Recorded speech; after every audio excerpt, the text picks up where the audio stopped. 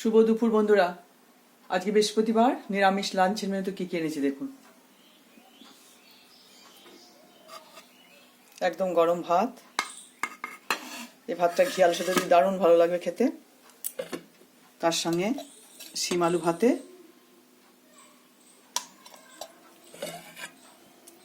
চাপ চাপ করে উচ্ছে দিয়ে মুগের ডাল, একদম চাপ চাপ করে করেছি উচ্ছে দিয়ে মুগের ডাল। মুগের ডালের সঙ্গে রইল বেগুন ভাজা,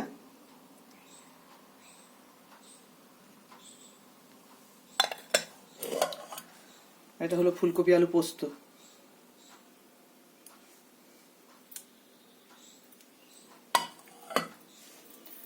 আপনারা ভালো থাকবেন, সুস্থ থাকবেন।